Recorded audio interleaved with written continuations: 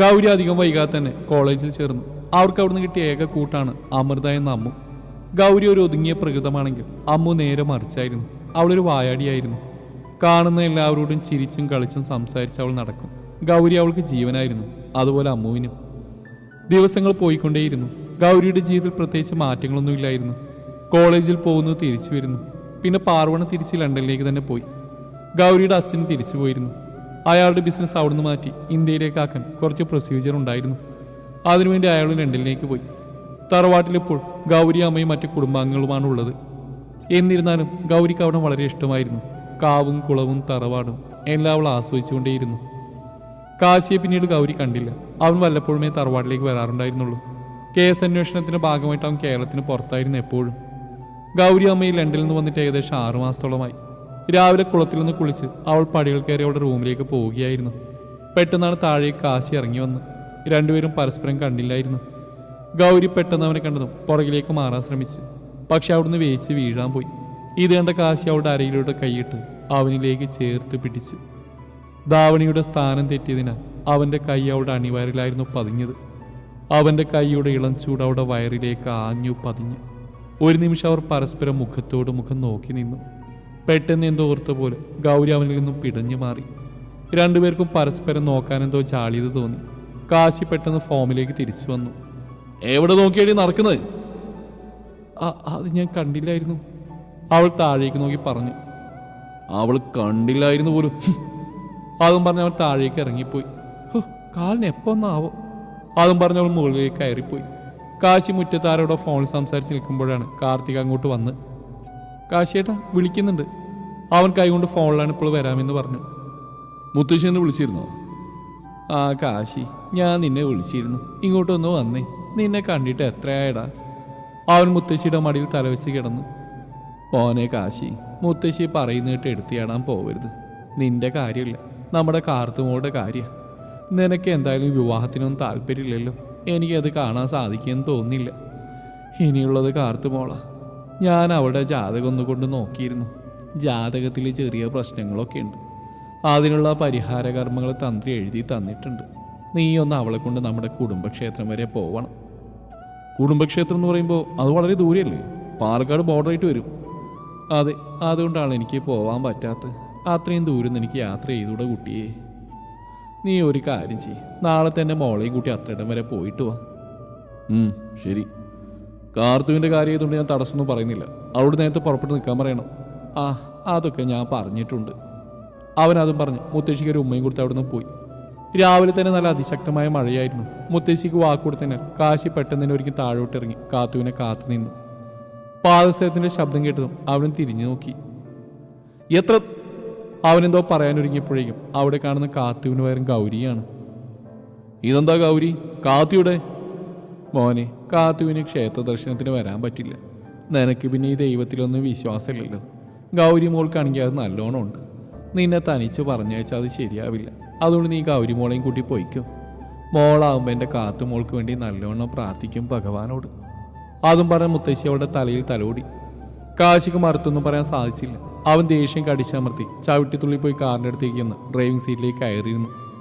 തന്നെ കൊണ്ടുപോകാൻ ഇഷ്ടമില്ല എന്നുള്ളത് അവരുടെ മുഖത്തുനിന്ന് തന്നെ ഗൗരിക്ക് മനസ്സിലായി. അവൾ ദയനീയമായി മുത്തശ്ശിയെ നോക്കി. ഒന്നുമില്ല മോളെ, പോയിട്ട് വാ. അവൻ പാവല്ല പാവാട. എൻ്റെ ഈശ്വര, എന്നെ കാത്തോളണേ. ദൈവത്തിന് നല്ലോണം പ്രാർത്ഥിച്ച് ഗൗരി കാറിലേക്ക് കയറിയിരുന്നു. അവൻ്റെ ദേഷ്യവും കാറിൻ്റെ സ്പീഡും അറിയുന്നതുകൊണ്ട് തന്നെ അവൾ ആ ഭാഗത്തേക്ക് നോക്കാൻ തന്നെ പോയില്ല. ഈ യാത്ര അവരുടെ രണ്ടുപേരുടെയും ജീവിതം മാറ്റിമറിക്കുന്നത് അവർക്കപ്പോൾ അറിയില്ലായിരുന്നു. നല്ല മഴയായതുകൊണ്ട് തന്നെ അവരുടെ യാത്ര വിചാരിച്ചത്ര സുഖകരമായിരുന്നില്ല. കാശി തൻ്റെ ഡ്രൈവിംഗിൽ മാത്രമായും ശ്രദ്ധിച്ചിരുന്നു.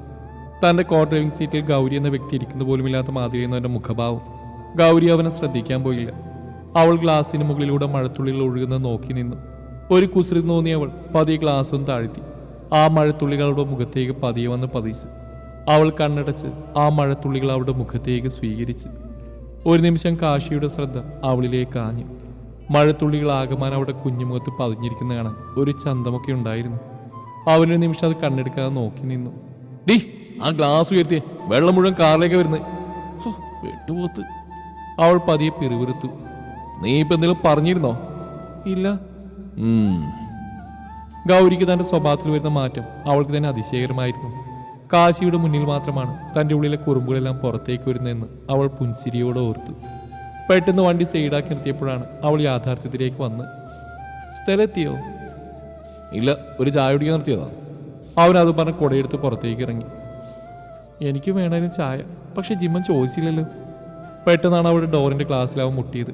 അവൾ ഗ്ലാസ് താഴ്ത്തിയും ഒരു ചൂട് ചായ അവൾക്ക് നേരെ അവൻ നീട്ടി. ചായ കണ്ടതും അവളുടെ കണ്ണുകളൊന്ന് വിടർന്നു. അവളുടെ മുഖത്ത് സന്തോഷം, കാശിയിൽ ചെറു പുഞ്ചിരി പടർത്തി. പക്ഷെ അതാരും കാണുന്നില്ലെന്ന് മാത്രം. അവൾക്ക് ചായ വാങ്ങിക്കൊടുത്ത് അവനും കുടിച്ചു. പിന്നീട് രണ്ടുപേരും യാത്ര തുടർന്നു. യാത്ര ചെയ്തുകൊണ്ടിരിക്കുമ്പോൾ കാശിയുടെ ഇടതോളിൽ എന്തോ ഭാരം പോലെ തോന്നി അവൻ ചെരിഞ്ഞു നോക്കി. തൻ്റെ ഇടതോളിൽ മുഖം ചേർത്ത് നല്ല മയക്കത്തിലാണ് ഗൗരി. കാശി ഗൗരിയെ പതിയെ സൈഡിലേക്ക് നീക്കിയിരുത്തെങ്കിലും അവൾ വീണ്ടും അവൻ്റെ തോളിലേക്ക് തന്നെ ചാഞ്ഞു. എന്തുകൊണ്ടോ അവന് അവളെ പിന്നീട് തന്നിൽ നിന്ന് മാറ്റിയിരുത്താൻ തോന്നിയില്ല. കാറ് മുന്നോട്ട് പോയിക്കൊണ്ടിരിക്കവെയാണ് പെട്ടെന്ന് അവൻ സഡൻ ബ്രേക്ക് ഇട്ടത്. ഗൗരി ഒന്ന് വേച്ചുപോയി. സീറ്റ് ബെൽറ്റ് ഇട്ടതിന് അവൾക്ക് മറ്റു പ്രശ്നങ്ങളൊന്നും ഉണ്ടായില്ല. അല്പസമയത്തേക്ക് ഗൗരിയൊന്നും മനസ്സിലായില്ല. അവൾ ഉറക്കപ്പിച്ചിലായിരുന്നു. പിന്നീട് സ്വബോധം വന്നപ്പോൾ അവൾ ആദ്യം കാശിയുടെ മുഖത്തേക്ക് നോക്കി.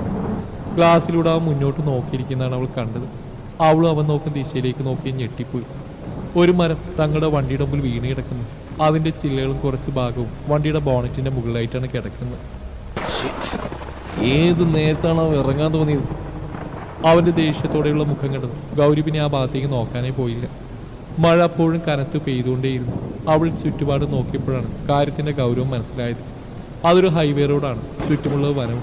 ഒരു ഈച്ച പോലും ആ ഭാഗത്തെവിടെയില്ല. ഗൗരിക്ക് ചെറുതായിട്ട് ഭയം ഇരച്ചു കയറാൻ തുടങ്ങി. എന്നിരുന്നാലും കാശി തന്റെ കൂടെയുണ്ടുള്ളിൽ വന്നായിരുന്നു അവളുടെ ഏക സമാധാനം. അവൾക്ക് അവനോട് എന്തെങ്കിലും ചോദിക്കാൻ പേടിയുണ്ടായിരുന്നു. എന്നിരുന്നാലും അവൾ ചോദിച്ചു, ഇനി നമ്മൾ എന്ത് ചെയ്യും? അവനെന്തോ പറയാമെന്നെങ്കിൽ അവളുടെ പേടിച്ചരണ്ട മുഖം കണ്ടൊന്നും പറഞ്ഞില്ല. തൽക്കാലത്തേക്ക് നമുക്കിവിടെ ഇരിക്കാം. ഇപ്പൊ വേറൊന്നും ചെയ്യാൻ സാധിക്കില്ല. മൊബൈലാണെങ്കിൽ റേഞ്ചും ഇല്ല. കാർ ഞാൻ സ്റ്റാർട്ട് ചെയ്ത് നോക്കി. കാറിന്റെ കാര്യം ഏകദേശം പണിയിട്ടുണ്ട്. ഇന്നിനി ഒന്നും നടക്കില്ലെന്ന് ഗൗരിക്കും മനസ്സിലായി. കാശി വാച്ചിലേക്ക് നോക്കി. സമയം 7 മണി. പക്ഷെ കൂറ്റാക്കൂറ്റി ഇരുട്ടാണ്. പെട്ടെന്നാണ് കാട്ടാനക്കൂട്ടത്തിന്റെ ശബ്ദം കേട്ടത്. അയ്യോ, ആന! ഗൗരി കരയാൻ തുടങ്ങി. ഒച്ച വെച്ച അവറ്റകൾ ഇങ്ങോട്ട് വരുത്തലെന്റെ പൊന്നു മോളെ. അവൻ അവൾക്ക് നേരെ കൈകൂപ്പി. പേടിച്ചിട്ട് ഗൗരിയുടെ ശരീരം കിടുകിടാ വിറക്കുന്നുണ്ടായിരുന്നു. പെട്ടെന്നാണ് ഒരു കാട്ടാന തങ്ങളുടെ കാറിന് നേർക്ക് വരുന്നതായി അവന് തോന്നിയത്. ഗൗരി, കാറിൽ നിന്ന് ഇറങ്ങി വേഗം. കാറിൽ നിന്ന് വേഗം ഇറങ്ങി പുല്ലേ. അവൾ എങ്ങനെയൊക്കെയോ കാറിൽ നിന്ന് വേഗം ഇറങ്ങി. കാശി മറു സൈഡിൽ നിന്ന് ഇറങ്ങി അവളുടെ അടുത്തേക്ക് ചെന്നു. ആന ദൂരെ നിന്ന് നടന്നു വരുന്നത് അവർ കാണുന്നുണ്ടായിരുന്നു. അവൻ അവളുടെ വലത് കൈയിലേക്ക് തന്റെ കൈ ചേർത്ത് പിടിച്ചു. അവളൊരു നിമിഷം അവനെ നോക്കി. വാ. അതും പറഞ്ഞവൻ കാട്ടിനുള്ളിലേക്ക് അവളെയും കൊണ്ട് ഓടി. അപ്പോഴേക്കും അവരുടെ കാറ് തവിടുപൊടിയാവുന്ന ശബ്ദം അവർക്ക് കേൾക്കാമായിരുന്നു. ശക്തമായ മഴയും കാറ്റും കാരണം അവർക്ക് മുന്നോട്ട് പോകാൻ സാധിച്ചില്ല. രണ്ടുപേരും നന്നായി നനഞ്ഞു കുളിച്ചിരുന്നു. ആനകളുടെ ശബ്ദം അടുത്തടുത്ത് വരുന്ന പോലെ തോന്നിയത് അവനൊരു മരത്തിന് പുറകിലായി ഒളിച്ചു. ഗൗരി പേടിച്ചു പറിച്ച് അവനോട് ചേർന്ന് ഇറുകെ കെട്ടിപ്പിടിച്ച് നിന്നു. അവനവളെ ചേർത്ത് പിടിച്ചിട്ടുണ്ടായിരുന്നു. ഈ സമയം അവരുടെ ഹൃദയങ്ങൾ തമ്മിൽ സംസാരിക്കുന്നുണ്ടെന്ന് അവരിരുവരും അറിഞ്ഞില്ലെന്ന് മാത്രം. ശക്തമായ തണുപ്പിനാലും മഴയിലും പെട്ട് ഗൗരി വല്ലാതെ വിറക്കാൻ തുടങ്ങി. കാശിക്കും വല്ലാത്ത ക്ഷീണം തോന്നി തുടങ്ങിയിരുന്നു. പെട്ടെന്നാണ് അവന്റെ ശ്രദ്ധ ഒരു ദിശയിലേക്ക് പതിച്ചത്. ആ ഭാഗത്തുനിന്ന് വെളിച്ചം വരുന്നുണ്ടായിരുന്നു. അതേതെങ്കിലും ആദിവാസി കോളനി ആയിരിക്കും അവന് ഊഹിച്ചു. അവളെയും കൊണ്ട് ഏകദേശം 10-15 മിനിറ്റ് നടന്ന് അവർ ആ കോളനിയുടെ ഭാഗത്തേക്ക് എത്തിച്ചേർന്നു. അങ്ങോട്ട് കയറാനൊരുങ്ങിയെങ്കിലും അവൻ്റെ നിമിഷം എന്തോ ആലോചിച്ചു നിന്നു. പിന്നീട് അവൻ തന്റെ നെഞ്ചിൽ ചാരിക്കിടക്കുന്ന ഗൗരിയെ നോക്കി. അവളുടെ വസ്ത്രങ്ങളാകെ നനഞ്ഞു കുതിർന്ന് ദേഹത്തോട് ഒട്ടിച്ചേർന്ന് നിൽക്കുന്നുണ്ടായിരുന്നു. അവളൊരു സെറ്റുമുണ്ടായിരുന്നു ധരിച്ചിരുന്നു. അവളുടെ ശരീരത്തിന്റെ ഭാഗങ്ങളെല്ലാം അതിലെടുത്ത് കാണിക്കുന്നുണ്ടായിരുന്നു. ഈ ഒരു കോലത്തിൽ ഇവളെയും കൊണ്ട് താൻ എങ്ങനെയാണ് അങ്ങോട്ട് കയറി ചെല്ലുക? അവിടെയുള്ളവർ എങ്ങനെയുള്ള ആൾക്കാരാണെന്ന് പോലും തനിക്ക് അറിയില്ലല്ലോ. കാശി ആത്മഹതിച്ചു. കാശി അവിടെയുള്ളൊരു മറവിലേക്ക് ഗൗരിയും തങ്ങി മാറി നിന്നു. കാശിയേട്ടാ, എനിക്ക് വിറക്കുന്നു. അവൾ എങ്ങനെയൊക്കെയോ പറഞ്ഞൊപ്പിച്ചു. നിന്റെ ഡ്രസ്സെല്ലാം നനഞ്ഞോണ്ടാ നീ വിറക്കുന്നത്. അവൻ പതി അവളെ തന്നിലേക്ക് ചേർത്ത് നിർത്തി. അവളുടെ മാറിലെ ദാവണിയാണ് പതി എടുത്തു മാറ്റി. ഗൗരി ഒരു നിമിഷം പകച്ചുപോയി. അത് മനസ്സിലാക്കിയ കാശി, റിലാക്സ് ഗൗരി, ഞാൻ തന്നെ ഒന്നും ചെയ്യില്ല. അത് പറഞ്ഞുകൊണ്ട് തന്നെ അവളുടെ മുഖത്തേക്ക് മാത്രം നോക്കിക്കൊണ്ട് അവളുടെ ദാവണി ഷാൾ നന്നായി പിഴിഞ്ഞെടുത്തു. തെറ്റായ ഒരു നോട്ടം പോലും അവനിൽ നിന്നുണ്ടായില്ലെന്നുള്ളത് ഗൗരിയിൽ അത്ഭുതമുണർത്തി. അപ്പോഴും ഗൗരി അവൻ്റെ 2 ഷോൾഡറിലും തൻ്റെ കൈകൾ വെച്ച് അവനിലേക്ക് ചേർന്ന് നിൽക്കുകയായിരുന്നു. സത്യത്തിൽ അവൾക്ക് നിൽക്കാൻ പോലുള്ള ശേഷിയില്ലായിരുന്നു. അത് അവന് മനസ്സിലായത് കൊണ്ട് തന്നെ അവനൊന്നും പറയാൻ പോയില്ല. കാശിയേട്ടാ, നമുക്ക് അങ്ങോട്ട് പോവാം. അല്ലെങ്കിൽ ഞാനിപ്പോൾ ചത്തുപോകും. നോക്ക് ഗൗരി, നീ കരുതുന്ന പോലെ പെട്ടെന്ന് അങ്ങോട്ട് കയറി ചെല്ലാൻ സാധിക്കില്ല. അവരിവിടുത്തെ ആദിവാസി സമൂഹത്തിൽപ്പെട്ടവരാ. അവർക്ക് ഈ കാടാണ് ജീവിതം. പുറമേയുള്ള ലോകമായിട്ട് അവർക്ക് യാതൊരു ബന്ധവുമില്ല. നീ ഞാൻ അവരെ സംബന്ധിച്ചിടത്തോളം അന്യപുരുഷനും അന്യ സ്ത്രീയുമാണ്. കാട്ടിൽ വഴിതെറ്റി ഇവിടേക്ക് വന്നാണെന്ന് പറഞ്ഞൊന്നും അവർ വിശ്വസിക്കില്ല. എന്തിനു പറയുന്നു, അവർ നമ്മൾ അപകടപ്പെടുത്താനുള്ള സാധ്യത വളരെ കൂടുതലാണ്. ഇതെല്ലാം കേട്ട് ഗൗരി പേടിച്ചു വരച്ചു. ഇനി എന്ത് ചെയ്യും കാശിയേട്ടാ? ഇനി എൻ്റെ മുമ്പിൽ ആകെ ഒരു വഴിയെ ഞാൻ കാണുന്നുള്ളൂ. എന്തെന്നറിയാൻ അവൾ അവൻ്റെ മുഖത്തേക്ക് നോക്കി നിന്നു. അവനൊരു നിമിഷം ശ്വാസം ആഞ്ഞു വലിച്ചു തങ്ങൾ നിൽക്കുന്ന മരത്തിൻ്റെ ചുവട്ടിലേക്ക് നടന്നു. അപ്പോഴാണ് അവൾ ആ മരം ശ്രദ്ധിക്കുന്നത്. അവിടെ ഒരു മൂർത്തിയെ കുടിയിരുത്തിയിട്ടുണ്ട്. മഞ്ഞളും കുങ്കുമവും പരന്നു കിടക്കുന്നു. അവൾ അതെല്ലാം ശ്രദ്ധിക്കുന്ന സമയം കാശി അവിടെ മുമ്പിൽ വന്ന് നിന്നു. എന്തോ പറയാൻ പോവുകയാണെന്ന് അവൻ്റെ മുഖഭാവത്തിൽ നിന്ന് അവൾക്ക് മനസ്സിലായി. പക്ഷെ അവനൊന്നും പറയാതെ തൻ്റെ വലതു കൈയുള്ള മഞ്ഞച്ചടിയിൽ കോർത്ത താലി അവൾക്ക് നേരെ നീട്ടി. ഇത് കണ്ട ഗൗരി ഞെട്ടിത്തരിച്ചുപോയി. ആ മഴയിലും ഗൗരിയുടെ കണ്ണുകൾ നിറഞ്ഞു തൂവി. ഇല്ല, ഞാൻ അനുവദിക്കില്ല. എനിക്ക് പറ്റിയില്ല കാശിയേട്ടാ. എനിക്കിപ്പം അവളെന്തോ പറയാൻ പോയതും ഗൗരി തളർന്ന് ബോധം പറഞ്ഞു കാശിയുടെ മേലേക്ക് വീണു. വീഴുന്നതിന് മുന്നോടിയായി കാശി അവളെ ചേർത്ത് പിടിച്ചു. അവളുടെ ശരീരമായ തണുത്ത് മരവിച്ചിരുന്നു. അത് കണ്ടതും അവനിൽ ഭയം വരാൻ തുടങ്ങി. അവൻ അല്പസമയം താലിയിലേക്കും പിന്നെ ഗൗരിയെയും നോക്കി നിന്നു. Sandra, I love you. പൊറുക്കടി മോളെ എന്നോട്. അവൻ ആകാശത്തേക്ക് നോക്കി പറഞ്ഞു. അവൻ്റെ കണ്ണിൽ നിന്നും കണ്ണുനീര് ഒഴുകിക്കൊണ്ടേയിരുന്നു. ആ മഴയെയും കാറ്റിനെയും ആ ദൈവങ്ങളെയും സാക്ഷിയാക്കി കാശിനാഥൻ ഗൗരിയെ താലി ചാർത്തി. അവിടെ പരന്നു കിടക്കുന്ന കുങ്കുമത്തിൽ നിന്നൊരു നുള്ളെടുത്ത് അവളുടെ സീമന്തരേഖ അവൻ ചുവപ്പിച്ചു.